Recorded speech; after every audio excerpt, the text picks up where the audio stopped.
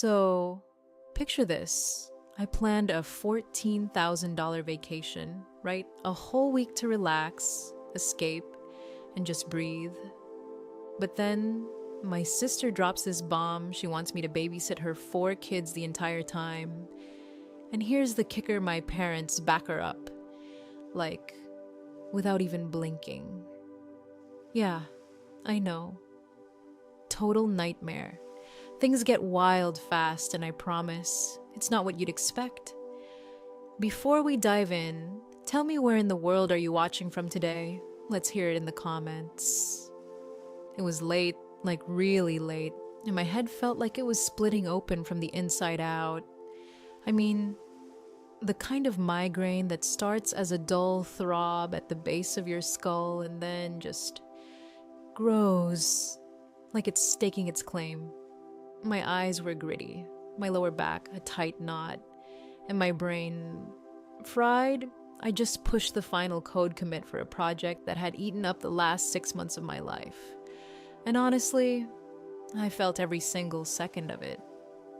I was 32, a senior software engineer at a major tech firm, and if I'm being brutally honest, I felt more like 80. Every inch of me ached. My apartment was quiet, pristine even, modern and expensive, but tonight it felt more like a glass and steel cage than a home. I'd miss birthdays, happy hours, sleep, real sleep. 5 hours a night was the best I could manage, and only because I forced it. All for this project. All for the bonus that had finally hit my bank account just a few days ago. All for Christmas. The thought of the upcoming vacation was literally the only thing keeping me going through the late-night debugging sessions, the endless sprint planning, and the 3 a.m. panic calls that made me question my life choices.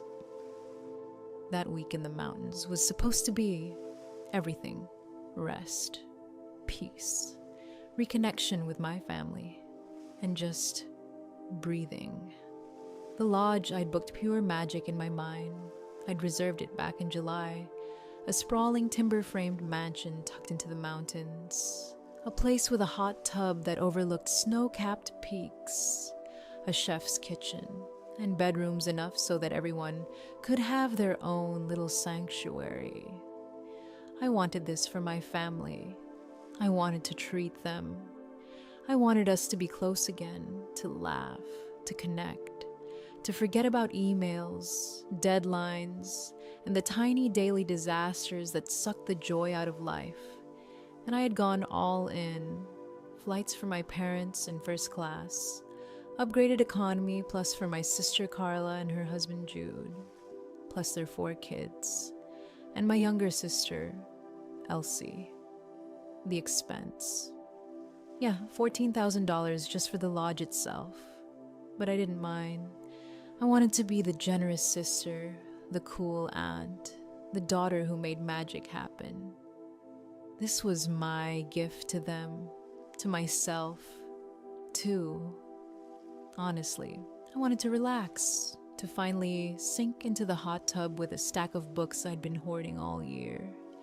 Maybe even book a massage from a mobile spa service I'd researched. Maybe even sleep more than 5 hours in a row. It was supposed to be my week of recovery. I was picturing it all so vividly.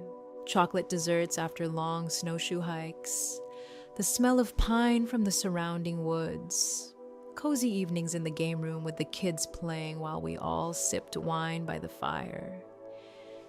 But there was an unspoken weight behind it, too.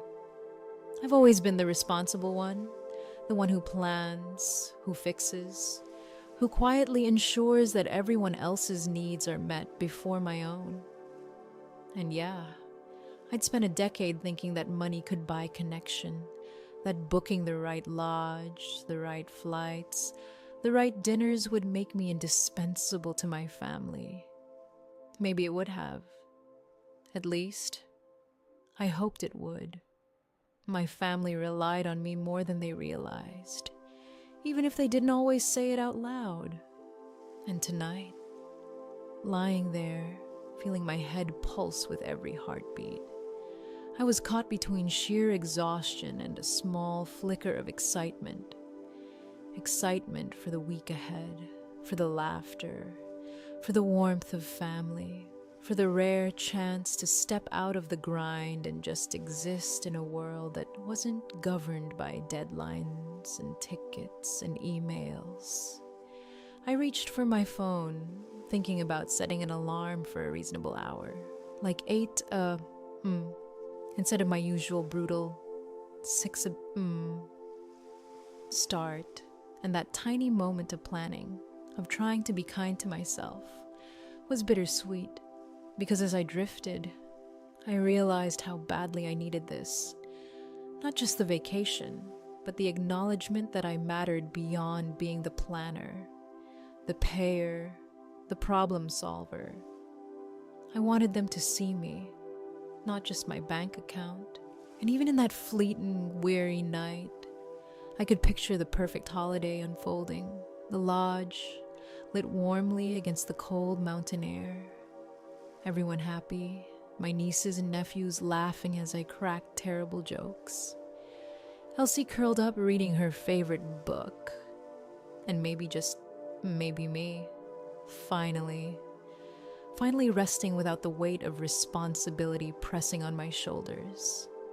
And then, somewhere in the quiet, I felt it, the fragile thread of anticipation, the hope that I'd get to be the sister, the aunt, the daughter, not just the one who paid and organized everything. It was the promise of connection, and it was delicate and thrilling all at once.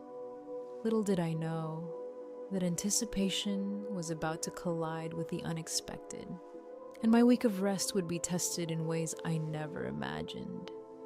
I reached for my phone, thinking maybe a quick check-in before bed. A final glance at the family chat to make sure everything was set for the trip. And there it was, Carla. Of course. My thumb hovered over the screen, already anticipating the usual barrage of selfies and updates from her chaotic life. Probably a picture of the kids doing something mildly cute and her fishing for compliments. But what I saw instead made my chest tighten. It was a wall of text, all from her, and the tone demanding, entitled, utterly not negotiable.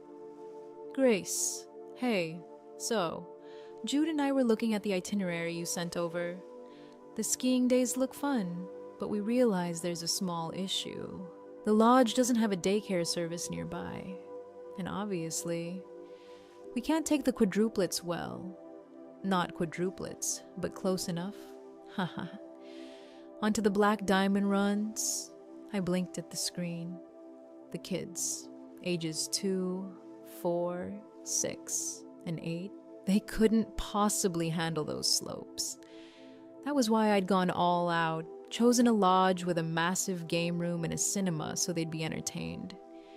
And now, Carla was suggesting no, expecting that I handle them all day, every day. I rubbed my temple and kept reading.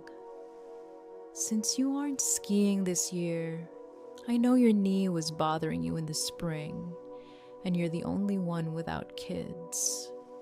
We figured it makes the most sense for you to stay back at the lodge with them during the days. It'll be great bonding time. Jude and I haven't had a real vacation in years, and Mom and Dad really want to hit the slopes with us and Elsie. So, we've put you down for kid duty from 8 to 4 p. every day. Thanks for understanding. Love you. I stared. Kid duty, 8 to 4 p. every day. My migraine spiked instantly, a sharp rhythmic stab behind my left eye. I wanted to scream. My fingers trembled as I gripped the phone. This wasn't what I'd planned. I hadn't booked the lodge for that. I hadn't paid for a week of relief to end up as a full-time babysitter. I had envisioned hot tubs, books, maybe even naps that lasted longer than a single episode of a TV show. And here, It was 8 hours of toddler chaos, repeated, and my parents backed it. That part made my blood run cold. I typed back as steadily as I could manage, though every word felt like it was tugging at my nerves. Grace. Hey, Carla. I think there's a misunderstanding. I'm not coming on this trip to babysit. I need a break too. I booked the lodge specifically because it has a game room so the kids can be entertained while we all hang out. But I'm not watching them for 8 hours a day while you guys ski. You'll need to hire a nanny if you want full day care. Sent. I exhaled, thinking surely there would be some negotiation, some compromise. Maybe they'd ask for a day or two, maybe offer to rotate shifts. I don't know. But then the 3 dots bubbled up immediately. Carla, typing. I could feel my heartbeat in my throat. Nanny and Aspen. You know how expensive that is? We can't afford that on top of gear rentals. Besides, your family. Why wouldn't you want to spend time with your nieces and nephews? You're always working. This is your chance to actually be an aunt. I could feel the heat crawling up my neck, the migraine thrumming at full force now. Always working. Yes, I work. The work that had funded this entire trip, the work that had covered flights, the lodge, the meals, the entire week. And yet here I was, being accused of selfishness for wanting a moment of peace. I typed, my hands shaking. Carla, I do want to spend time with them in the evenings at dinner when we're making s'mores, but I am not a daycare center. I'm exhausted. I need this vacation to rest. I am not babysitting 8 hours a day. The phone buzzed again, and again, and again, but it wasn't just Carla now. Mom, Grace, stop being difficult. Your sister needs this break. She works harder than anyone I know raising those children. Dad, it's just a few hours. Grace, don't ruin Christmas over this. You're single. You have no responsibilities. Help your sister out. Carla. If you aren't willing to help with the family, maybe you shouldn't be part of the family vacation. If you won't babysit, don't bother showing up. We don't need that negative energy. I stared at the screen, the words blurring through my tears of sheer frustration. If you won't babysit, don't bother showing up. They weren't asking. They were telling me. They weren't considering how drained I was, how much I had sacrificed to make this trip possible. It was all about them, their convenience, their enjoyment. I set the phone down, heart hammering, migraine now a full-blown assault on my senses. I hated conflict, I hated saying no, but this was beyond negotiation. It was absurd, and yet here they were, trying to manipulate me with guilt, moral pressure, and emotional blackmail all at once. I thought about the lodge again, the mountains, the hot tub, the dream of escape, and then the kids, the constant responsibility, the screams, the wiped noses, the fights. I could feel myself teetering between exhaustion and rage, my chest tight, my hands clammy. This wasn't family vacation, it was a trap. And my parents, they had set it up perfectly.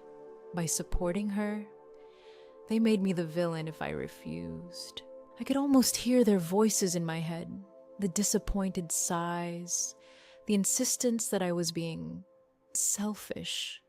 And Carla, with her casual LOLs and staged photos, the emotional manipulation woven between the lines. She knew exactly what buttons to push. She knew I wanted to be indispensable. She knew I had sacrificed for years, trying to bridge the gap with generosity, with gifts, with time I didn't always have. And now she was weaponizing that, making me feel guilty for wanting a vacation for myself. Every word in those messages was calculated to make me feel complicit, wrong, and petty if I resisted. I leaned back in my chair, closed my eyes, and tried to breathe. 4 kids, 8 hours a day, every day, while they skied and relaxed. That was the expectation, and they had the audacity to expect gratitude for their demand. The migraine throbbed with every heartbeat, each pulse a cruel reminder of just how insane this entire setup was. My brain raced, imagining the week ahead if I said yes me, trapped in a lodge, forced labor disguised as family bonding. Every moment a reminder that my value to them was not my presence, not my love, not my connection, but my labor, my compliance, my servitude wrapped in the guise of generosity.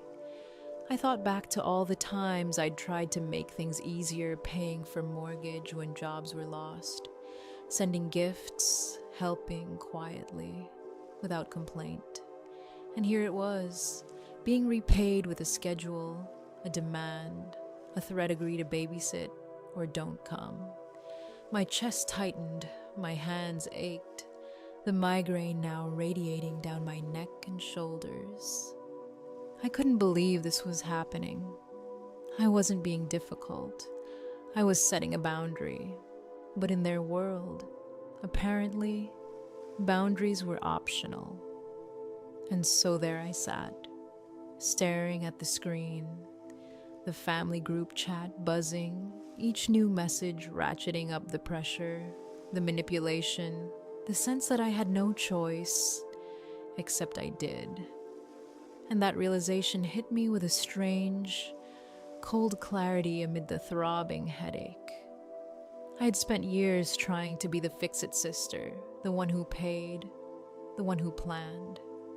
But this was exploitation, pure, unapologetic, emotionally loaded exploitation, and for the first time in a long while, I knew I had the right to say no, to refuse, to reclaim a vacation I had earned, a break I desperately needed, and a moment to just exist without being anyone's servant or TM. I picked up my phone, hesitating for a moment, the weight of exhaustion pressing down on me, my migraine pulsing like a warning siren.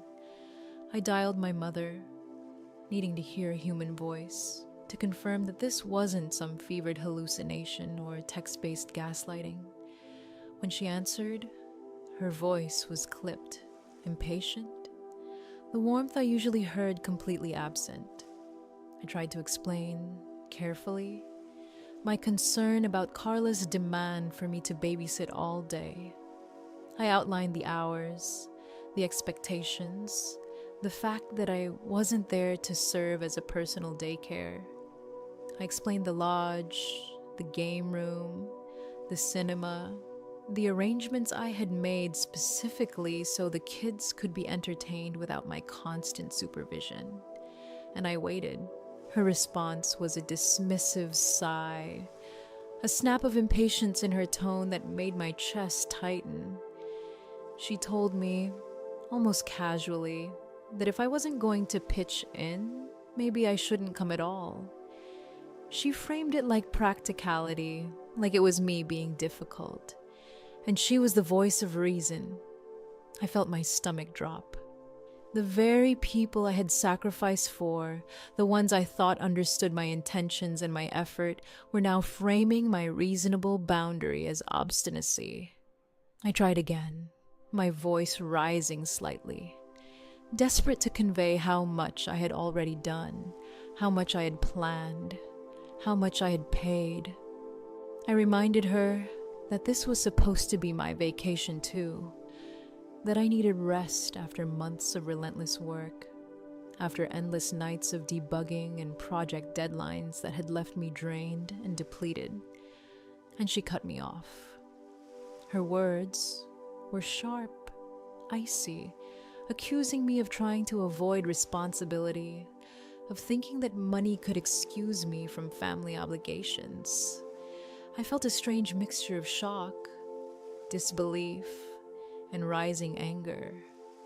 Every word she spoke seemed to reinforce the uncomfortable truth I had been trying to ignore. My family didn't see me as a person. They saw me as a financial resource. They saw my generosity, my careful planning, my willingness to sacrifice my own comfort and energy for them. And they had come to expect it, to take it for granted. I was the provider, the ATM, the fixer, and if I refused to comply, if I insisted on setting a boundary, then suddenly I was selfish, difficult, a troublemaker disrupting the family harmony. The realization hit me like a cold wave, sharp and undeniable. I could feel the migraine intensifying, but underneath it all, a strange clarity began to emerge.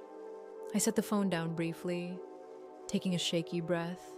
Inhale, hold, exhale, repeat. The techniques my therapist had taught me for stress control felt almost laughably inadequate against the storm of emotion and frustration raging inside me. But I needed to focus. I needed to act deliberately, to reclaim control in a situation where everyone else was trying to manipulate me into submission. And that meant understanding my options, measuring the landscape before making a move. I turned to my laptop, opening the email folder labeled Christmas 2025. I pulled up the confirmation for the Grand Timber Lodge. I scrolled down obsessively, reading every line of fine print, checking and rechecking because, as a project manager at heart, I couldn't leave anything to chance. Cancellation policy, full refund if 48 hours prior to check-in, half refund if 24 hours. I felt the first spark of empowerment flicker. Check-in was Friday at 4 p.m. It was currently Wednesday, 12:15 of... That gave me just under 40 hours to recoup every penny. My fingers hovered over the keyboard, trembling, but my mind was clear, coldly analytical. The flights were next. My parents' tickets were fully refundable. The economy seats for Carla and her family partially refundable because of the extra insurance I had purchased. The contingency I had always assumed would never be necessary. And now it was essential. I realized, with a jolt, that this wasn't just about a vacation. This was about me reclaiming autonomy, about not being coerced into servitude under the guise of family loyalty and obligation. I leaned back and imagined the metaphor that came to me, almost humorously given the situation a server crash. You don't scream at it, you isolate the problem, cut the connection, reboot. That was me. That was exactly what I had to do. My family assumed I was trapped by the sunk cost of the trip, that I had no choice but to comply, that my desire for their approval would force me to bow my head and do their bidding. They had forgotten one critical thing: I was not just the compliant daughter. I was the system administrator of my own life, and I could execute a full reboot. The internal struggle was brutal. I pictured the kids, the endless days of chaos, the screaming, the fights, the snacks and spills and cleaning and mediating while Carla and Jude lounged on ski lifts and hot tubs, snapping photos for social media to maintain the image of the perfect family getaway. I felt a pang of genuine love for them, truly, but it was eclipsed by the realization of the reality I would be subjected to. This wasn't vacationing. This was exploitation disguised as family bonding. My chest tightened, the migraine a dull but persistent throb, and I realized I was staring down the choice that would define the next week: submit or reclaim control. I started systematically reviewing all my options: the lodge, the flights, the SUV rental, the dinner reservations, all within the cancellation window. I calculated timing, refunds, logistics, the full scope of what could be undone. Every step brought a small thrill, a surge of adrenaline replacing the fatigue for the first time in days. My mind, exhausted and ragged from months of high-pressure work, was suddenly firing with precision and clarity. I imagined clicking the cancel button, the spinning buffer of the website, the confirmation emails arriving like victory pings, each one a testament to my agency. Every dollar reclaimed was not just financial, it was reclaiming of my time, my energy, my boundaries. And then it hit me fully. I wasn't just canceling a trip. I was signaling, without confrontation, that my autonomy could not be purchased or coerced, that the generosity I had extended in the past would not be weaponized against me, that I was a human, not a bank account. And with that thought, a calm determination settled over me, mixing with a potent undercurrent of adrenaline. I was going to do this, and I would do it fully, deliberately, without hesitation. I imagined the click sequence, the cursor hovering over the bright red cancel button. My old self, the 6-year-old Grace desperate for approval. The teenage Grace tutoring Elsie for algebra while going unthanked, whispered in my head, telling me I couldn't do it, that it was nuclear, that it would hurt the kids. I felt a pang, an ache of attachment, but it was quickly overridden by the logic of the situation, the understanding that enabling my family's manipulation would only perpetuate the cycle of exploitation. I could love them without sacrificing myself entirely. I could protect myself while still caring. The paradox was sharp but liberating. Finally, I took a deep breath, closed my eyes, and pressed yes. The confirmation popped up refund of $14,250 processed to my card within the stated period. My shoulders dropped, the tension in my body uncoiling, a breath that felt like it expelled months of accumulated stress. The adrenaline surged again, this time accompanied by a strange, exhilarating sense of triumph. I had executed a full system reboot. I had isolated the variable causing the crash, severed the connection, and reclaimed my life. The migraine, though still present, was distant now. Overshadowed by a new clarity, I was not just surviving this family dynamic. I was asserting control, taking action in a way that was both strategic and profoundly freeing. I sat there, staring at the laptop, imagining the week ahead if I had surrendered, if I had accepted the role of unpaid caretaker. It was unbearable, exhausting, dehumanizing. And now, with the trip canceled, I could finally breathe, plan for myself, and reclaim the time I had earned. The clarity, the adrenaline, the calculated control, it was intoxicating. For the first time in months, maybe years, I felt fully awake, fully alive, fully in charge. And I knew that the moment I hung up the phone and stepped away from the screen, there would be no turning back, no guilt, no manipulation to contend with. The system had rebooted, and I was free. After canceling the trip, I couldn't shake this gnawing curiosity mixed with anger. Something felt off about the desperation in Carla and Jude's texts. It didn't line up with the life they were portraying online. Their outrage, their cries about not affording a nanny, their constant claims of financial strain, it seemed calculated. But maybe it wasn't entirely performance. Maybe they were actually in trouble. And as much as I hated to admit it, I had leverage here. And leverage is a dangerous thing. You see, I've always had a fascination with public records and online sleuthing, probably because, as an engineer, I like to know the full scope before taking action. So, I decided to see the truth for myself.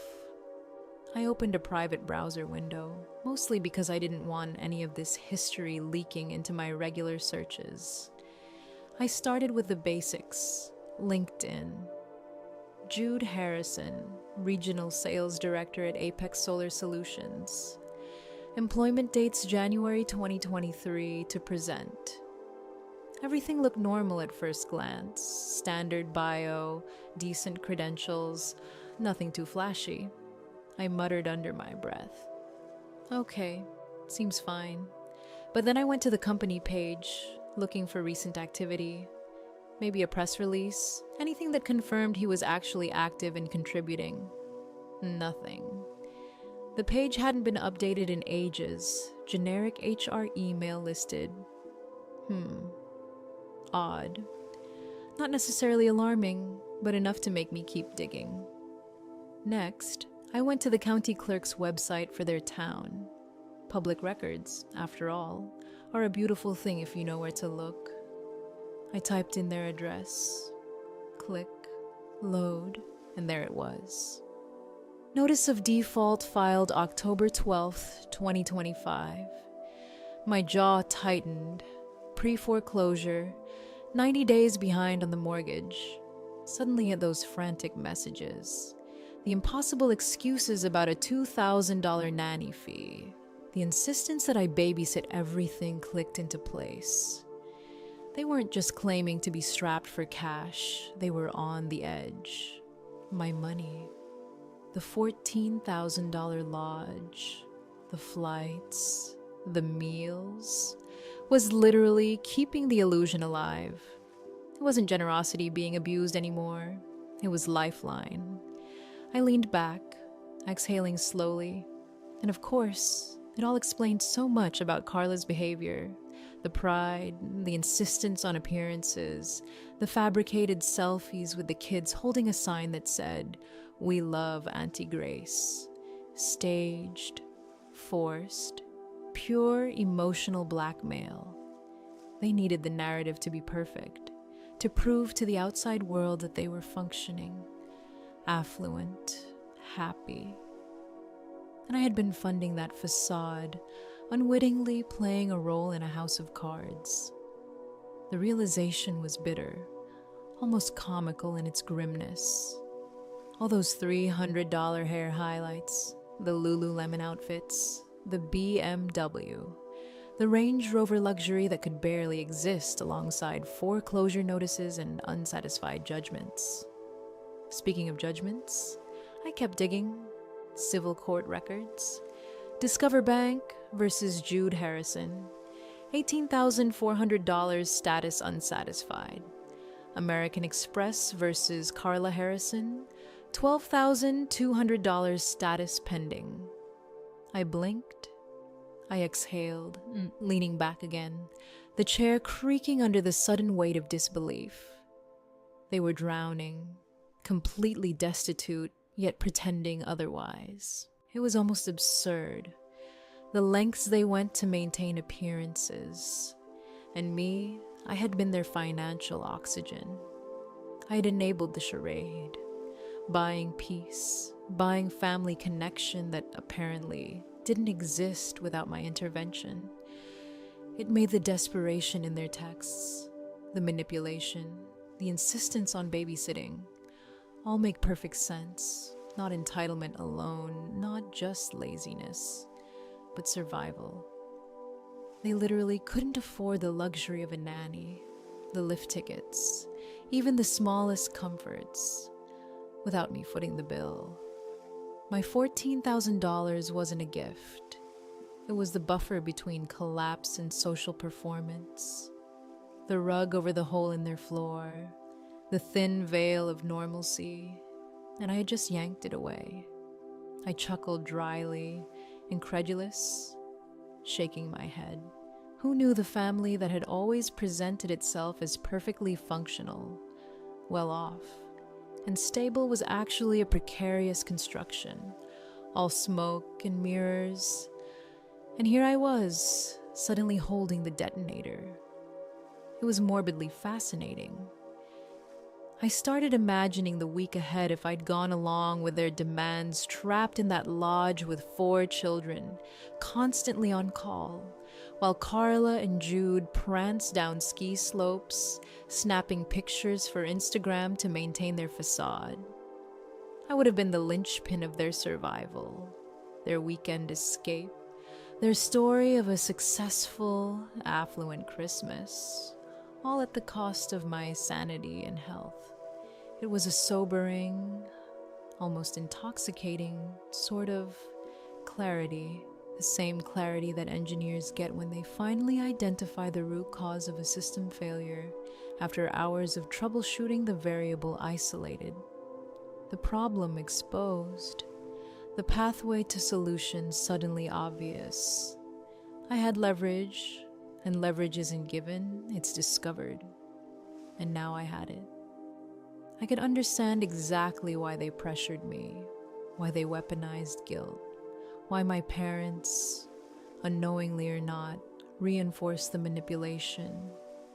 They weren't evil, they were desperate, and desperation makes people blind, cruel, manipulative in ways they don't fully intend. But still, I didn't owe them my labor, my money. Yes, that was mine to choose how to use. My time, my presence, my energy, none of that was theirs to demand. I thought back to every family vacation I'd financed, every bill I had paid quietly for them over the years. Mortgage, tuition, repairs, gifts, they all added up.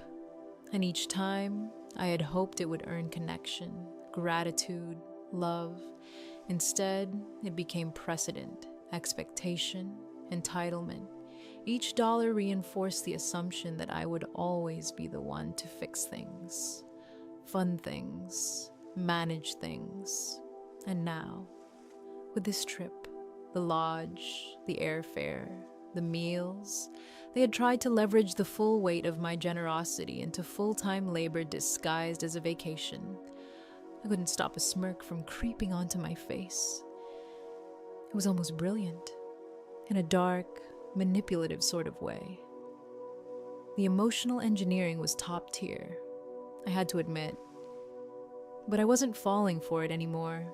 The public records, the foreclosure notices, the unsatisfied debts, all of it painted the truth in stark black and white.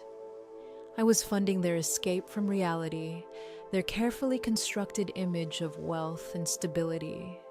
And now, I had pulled the plug. I realized fully, in that quiet, adrenaline-charged moment, that I had not just the moral right, but the practical justification to reclaim everything. My generosity had been weaponized, but it had also revealed the system I was dealing with. And systems, I knew, could be rebooted, controlled, and reset. The realization settled over me like ice water and fire at the same time.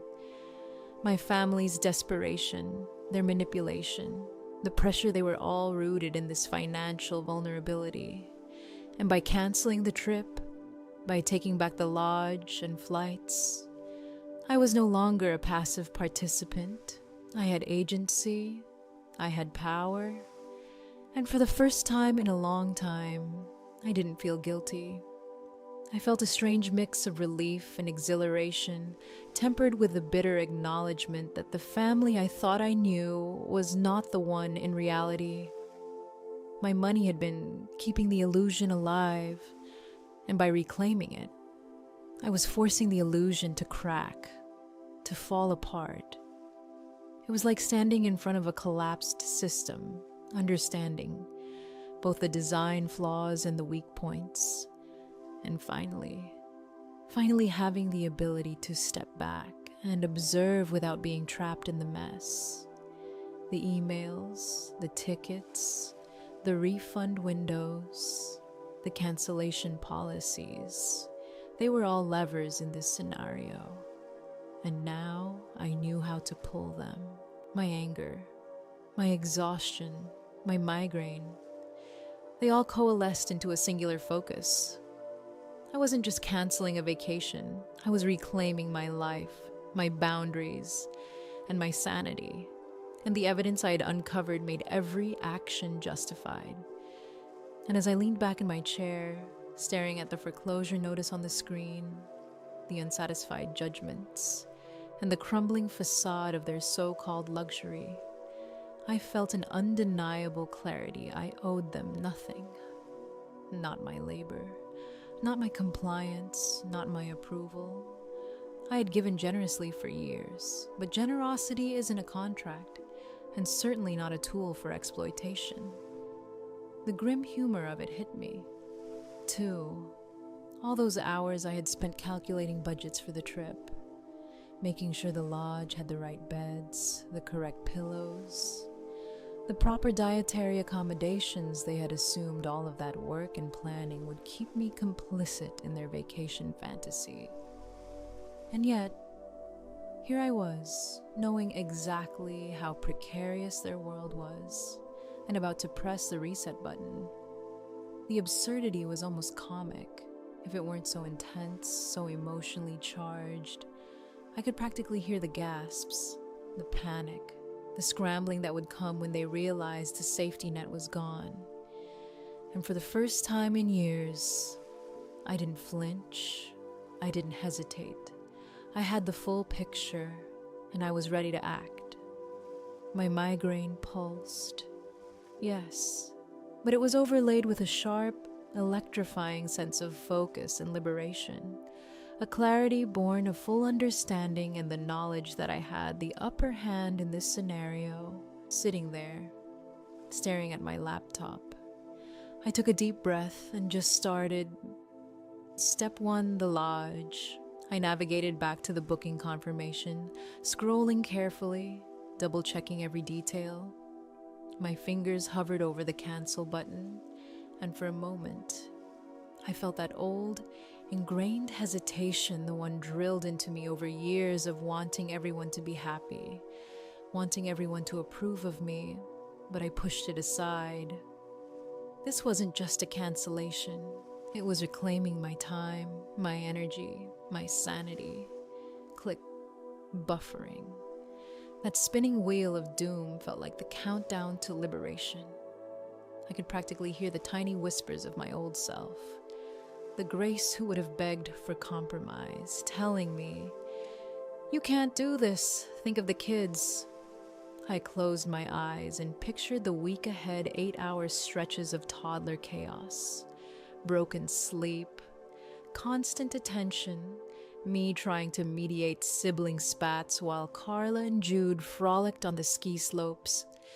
I love the kids, truly, but that wasn't the life I had signed up for. This was about boundaries, survival, and finally saying no to manipulation. The confirmation popped up. Refund processed. $14,250 would return to my account within 57 business days. I exhaled, a long, shuddering release, like all the air trapped in my body for months had finally escaped. My shoulders dropped, my chest felt lighter, and the migraine, though still present, receded into a distant throb. Step 1 complete. I sat back, letting the satisfaction wash over me. I had executed the first move with precision. Step 2, the flights. I opened a new tab, navigated to Delta Airlines, and pulled up the itinerary. 6 passengers, 4 checked bags, priority boarding. I knew the economy tickets had that cancel for any reason insurance. The contingency plan I had never thought I'd actually need. I selected all, clicked cancel, and watched as the website prompted me through the same sequence of confirmations. Each click was deliberate. each action a small, controlled act of rebellion. The confirmation emails rolled in. Pings, pings, pings, each one a digital pat on the back. Flight refund applied to my card. Travel credits issued. The business class tickets for my parents, fully refundable, of course.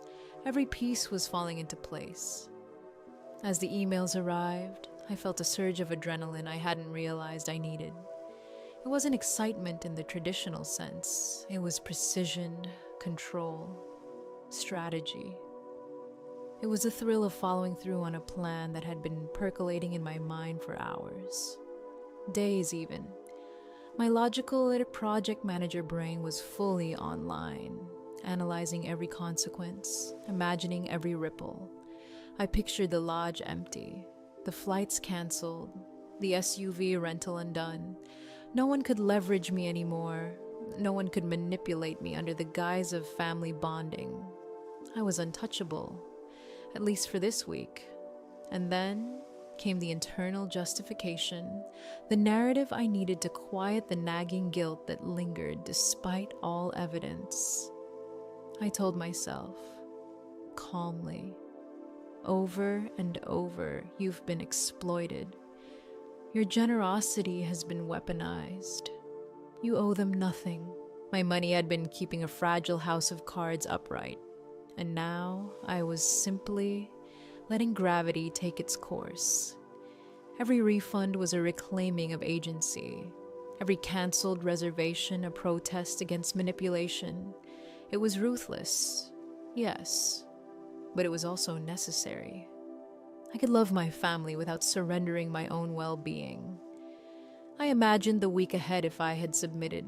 The full 8-hour days of babysitting, the constant vigilance, the endless noise, the hot tubs I wouldn't get to enjoy, the books I would never open, the quiet mornings and nights stolen from me, and alongside that, Carla and Jude, sipping hot cocoa, taking selfies, posting stories, validating themselves and their social image. I would have been trapped in service while they performed happiness. The image made me shudder. But what I was doing now was clarity, cold, calculated, and satisfying. I felt a ripple of empowerment that pulsed through the tension in my shoulders, the tightness in my jaw, the throbbing behind my eyes. Every confirmation email was a reward, a digital validation of my decision. The adrenaline was steady now, measured, analytical. I wasn't just canceling a trip, I was asserting my existence, proving to myself that I had rights, boundaries, and the capacity to enforce them. The satisfaction wasn't gloating. It wasn't joy at someone else's misfortune. It was the satisfaction of regaining control, the kind that comes from taking precise, deliberate action when the situation has been designed to manipulate and exhaust you. I leaned back, hands on the keyboard, eyes scanning each email to ensure everything had been processed correctly. Confirmation numbers, refund amounts, travel credits, lodge cancellation. Every single detail was aligned. I was meticulous because control was now my currency, my weapon, my protection. As I watched the last confirmation arrive, I felt an almost physical lightness. The pressure, the guilt, the anxiety that had been pressing on me for weeks, months even, lifted fraction by fraction. I had executed the plan with surgical precision. The looming week of forced labor, emotional manipulation, and family pressure had evaporated into an empty calendar and a digital confirmation. I could breathe. I could rest. I could reclaim my space and my time. And then came the reckoning with my own expectations. I realized how deeply I had been conditioned to please, to sacrifice, to prioritize others over myself. to assume that love and connection had a price tag attached to them. That conditioning had allowed my generosity to be exploited for years. But this week, in this moment, I didn't flinch. I wasn't going to apologize for protecting my boundaries, for asserting my needs, for reclaiming my vacation that I had planned, paid for, and dreamed about for months. Step by step, click by click, confirmation by confirmation, I had executed the plan, and with each action, I felt a surge of cold, calculated triumph, not vengeance, not malice, not gloating, but triumph in the form of autonomy. I had disentangled myself from manipulation, reclaimed my agency, and reinforced my boundaries in a way that was total, undeniable, and final. The adrenaline was a sharp, clean edge that cut through the haze of exhaustion and migraine. I sat back, finally allowing myself a small smile. The lodge was canceled, the flights were canceled, the SUV rental, the dinner reservations all gone, and in that vacuum of obligation, there was clarity. I had made a choice for myself. I had rejected emotional manipulation. I had envisioned every scenario, calculated every risk, and acted with precision. The emails rolling in, the confirmations, the travel credits, they weren't just numbers on a screen. They were proof that I could, in fact, stand up to coercion, reclaim what was mine, and maintain control over my life and energy. It was empowering, intoxicating even, in the way clarity always is after a long fog of manipulation and exhaustion. And beneath the adrenaline and satisfaction was the profound relief of knowing I had followed through, that the plan had succeeded, that the entire sequence of events, mental, emotional, logistical, had been executed flawlessly. I wasn't a passive participant in my own life anymore. I was active, deliberate to the point of surgical precision. And so, as I sat there, the final confirmation email in my inbox, I leaned back and let it sink in the manipulation, the pressure, the guilt, all of it neutralized by my action. The week that had loomed as a gauntlet of obligation and expectation was now mine to fill on my own terms, and the thrill of that control, that reclamation, coursed through me like a quiet, electrifying victory, leaving the migraine and exhaustion somewhere in the background, irrelevant in the face of this newfound power and clarity. I had barely unpacked my bag at the hotel when I heard the first signs of chaos from the lobby. It started subtly at first, the faint echo of hurried footsteps, voices raised just a notch too high, but then it escalated into full-blown commotion. I peeked through the window of the hotel room door, wrapped in my plush white robe, and froze. There they were, Mom, Dad, Carla, Jude, Elsie, all clustered together, scanning the reception area like they'd lost their bearings.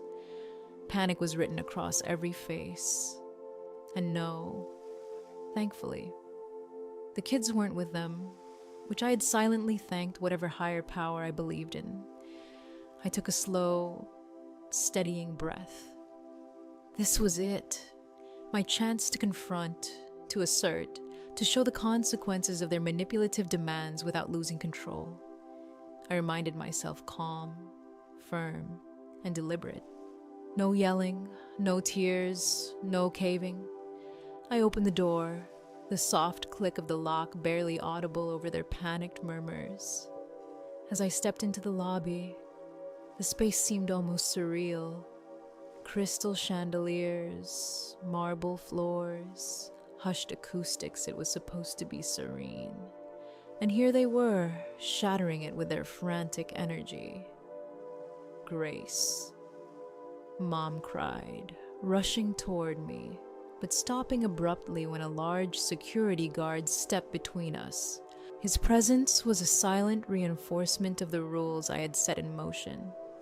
No interference, no manipulation. I tightened the belt of my robe and straightened my posture, projecting calm authority, while inside, my heart hammered with adrenaline. "What are you doing here?" I asked, my voice steady but carrying that slight edge of incredulity that comes from months of being taken for granted. "I'm on vacation," I added, letting the words sink like stones into the chaotic swirl around me. Carla's voice cut through almost immediately, shrill and frantic. "Vacation? You're sitting in a luxury hotel 5 minutes from your apartment while we are losing everything." Her words were clipped with anger, fear, and disbelief, each syllable a desperate attempt to regain control. I shook my head slightly, my eyes scanning the group. "You were losing everything long before I canceled the trip. Carla, you were bankrupt. The lodge, the flights, the meals, they were all optional luxuries you could not afford." My voice remained calm, but firm. The clarity of my actions had bolstered my composure, and I could feel it radiating outward, drawing a tension line through the group's chaos. Jude stepped forward, his gestures frantic, voice rising as he tried to reclaim authority. "Grace, listen, we can't go back to the house. We have nowhere to stay. Please, we need this. You have room, can pay for rooms until we figure this out." I tilted my head slightly, almost absent-mindedly, and said, "Sort what out? There is no sorting out. You are bankrupt, unemployed, and your lifestyle was unsustainable. You helped me set up this illusion, and now you're reaping the consequences. My apartment, my money, my time, none of it is available to fix your mess. You are responsible for your own actions." The security guard remained a silent sentinel, a reminder that I was not to be barged over or coerced. Mom reached for my arm, her face a mix of pleading and disbelief, but the guard intercepted her, gently but firmly. "Please, leave the premises," he said, his voice low but absolute. "You are harassing a guest." Dad's voice boomed then, a mix of anger and desperation. "You can't do this to your mother. You have an obligation." I shook my head, my chest rising with slow, controlled breaths. "I have no obligation. I gave you a gift, a lodge, flights, meals. You told me my presence was conditional on babysitting. I followed your instructions. The vacation is gone because of those demands. You were greedy. You overstepped.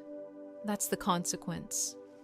Carla's eyes widened, the realization dawning that her control had evaporated. Jude's jaw tightened, his voice shaky, defensive. Mom's expression shifted from anger to shock, then an almost imperceptible recognition of the truth. The panic in their voices became a flurry of questioning, pleading, disbelief. I could almost hear the cogs turning, the mental recalibration as they realized the impact of their manipulation. You canceled everything," Carla stammered, her voice a mix of accusation and fear. "The flights, the lodge, the SUV rental, everything." I nodded calmly, deliberately. "Yes, every single thing, fully refundable, within policy. I executed it carefully, step by step, because I'm done being manipulated. You wanted control. You wanted me to babysit. And you set the terms. I followed your terms to the letter. Now, you're seeing the result." Elsie's face twisted, a mixture of frustration and disbelief. "You have so much, and you won't share," she spat, though there was an edge of understanding in her tone. The kind that comes when the illusion finally cracks. I looked at her, voice softening just a touch, but still firm. I did share. I bought you a laptop, paid tuition, supported you in ways you don't even recognize. But this was beyond generosity. This was exploitation, and I will not participate in it. The lobby had gone quiet. Hotel guests stealing glances from nearby tables. The contrast between their flustered panic and my composed calm was stark. I could feel the power dynamic shift with every heartbeat. I wasn't just standing my ground, I was unmovable, immovable, and deliberate in my stance. Security guided them toward the revolving doors, each step a literal removal of the chaos that had tried to infiltrate my sanctuary. Mom's voice cracked as they were being escorted out. "Please, honey, we didn't know." I cut her off, calmly but firmly. "You did know. You just chose to ignore it until it was convenient. The consequence is here. You need to deal with your reality without using me as a crutch." Carla looked back, her eyes glistening, a combination of anger, fear, and dawning comprehension. I just wanted the kids to have a vacation," she whispered, almost to herself. I shook my head. "You can have a vacation, yes, but not at my expense. Not by coercing me into servitude, not by manipulating generosity into obligation. That's where the line is. That's where I stop." The security guard ensured there was no further confrontation, a firm presence that prevented any sudden lunge or emotional escalation. The group disappeared through the doors, leaving a wake of tense silence behind them. I exhaled slowly, feeling the adrenaline ebb just slightly, leaving behind the sharp satisfaction of triumph, clarity, and control. The chaos had been met, confronted, and neutralized without me losing composure or surrendering to guilt.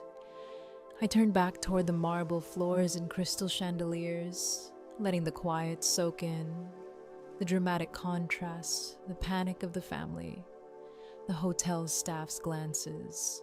My calm posture was almost cinematic, and yet, underneath it all, there was a profound lesson. Boundaries are tangible, enforceable, and necessary. The consequences of demands and manipulation are real, immediate, and unavoidable when you refuse to participate in them. I had enforced mine with precision, clarity, and composure. And as the last echo of their voices faded from the lobby, I realized, with a strange, empowering calm, that this was more than a confrontation, it was a declaration. I existed on my own terms, unmanipulated, uncoerced, unafraid. The months after the canceled trip unfolded like a slow, inevitable unraveling. I heard snippets of what was happening through mutual contacts and public updates, nothing direct. Because I'd kept my distance, maintained my boundaries, and blocked their numbers, Carla and Jude, along with Mom and Dad, had to move into the 2-bedroom condo my parents owned. 6 people in a space built for 2. The reality of their financial choices hit hard, fast, and ugly. I imagined the chaos, crowded rooms, arguments over space, the constant hum of tension, the kids everywhere, and no way to escape. It was exactly the consequence they had ignored when they tried to manipulate me into babysitting. And though I didn't gloat, there was a grim satisfaction in knowing they were finally facing the mess they'd created. Jude eventually filed for Chapter 7 bankruptcy. The sales job he had boasted about never materialized, and Carla had to take work as a receptionist at a dental office. Gone were the designer clothes, the pricey highlights, the Range Rover. The facade of the successful upper middle class family collapsed without the distraction of my financial participation. And though the situation was painful for them, I felt a quiet sense of relief. The constant pressure to manage everyone else's life, the emotional manipulation, the guilt trips, all of it was gone. I could finally breathe. For me, the weeks passed in a new rhythm. At first, it was lonely. Christmas came and went in quiet solitude. No laughter echoing through the lodge, no scrambling to mediate squabbles, no frantic phone calls or texts. Just the soft crackle of my own fireplace, the scent of cocoa, the pages of a novel, and the crisp winter air on my morning hikes. It was, without question, the loneliest Christmas I had ever experienced. But paradoxically, it was also the most peaceful. Every quiet moment felt like a reclamation of self, a tangible proof that I could prioritize my own well-being without guilt or apology. I took time to reflect, to journal, to sit with the feelings I had long ignored: exhaustion, resentment, relief, and yes, a hint of sadness. I grieved the family I had hoped for, the version that could have existed if boundaries were respected, if generosity wasn't weaponized. And yet, I also acknowledged the family I actually had the reality. From a distance, I could observe them without being consumed by their chaos. And in that observation, I found clarity. I could care without being complicit. I could love without being trapped. One concrete step I took to balance this love and distance was creating a trust fund for the kids using the money I had reclaimed from the canceled trip. They could not access it until they were 25, and neither could their parents. It was my way of providing, yes, but on my terms, with boundaries firmly in place. No manipulation, no emotional blackmail. No expectation that I would be their rescuer at the cost of my peace. I could still be the cool aunt, just from a distance, and in a way that felt healthy and empowering for me. The months reinforced a lesson I had learned the hard way. Respect and love cannot be bought, and generosity alone does not guarantee connection. What can be bought, though, is freedom, the ability to choose how and when you engage, to protect your energy, to enforce boundaries. And in that freedom, there is a rare form of empowerment, a sense of agency that nothing else can replicate. I eventually reached out to Elsie. We met for coffee, and she apologized, admitting that living with Carla and the kids had opened her eyes to how entitled and manipulative her older sister could be. She was focusing on her own life, striving to become independent. It was a small, tentative reconnection, grounded in honesty rather than obligation. I haven't spoken to Carla or Dad yet, not because I don't care, but because I'm not ready to compromise the clarity and boundaries I've built. In the end, I invested the energy I would have spent on their vacation into myself, into peace, into the deliberate enforcement of limits that protect me. The refund from the lodge and flights wasn't just money, it was a symbol, a tangible proof that I had agency. And for the first time in a long time, I felt genuinely, undeniably free. Looking back, I see that $14,000 was not just a financial sum. It was a cost I willingly paid for the lesson that I could no longer buy love or respect, but I could absolutely purchase my freedom. That lesson is sharp, slightly bitter, and deeply human. It reminds me that the relationships we desire are not guaranteed by generosity, that self-preservation is not selfish, and that sometimes the most loving act is the one that preserves your own life, your own boundaries, and your own peace. So that's how it all went down. A $14,000 vacation turned into the ultimate lesson in boundaries, self-respect, and taking control of your own life. Sometimes saying no is the kindest thing you can do for yourself, even if it ruffles feathers. If this story made you think about your own boundaries or inspired you to reclaim a little control, consider giving a like.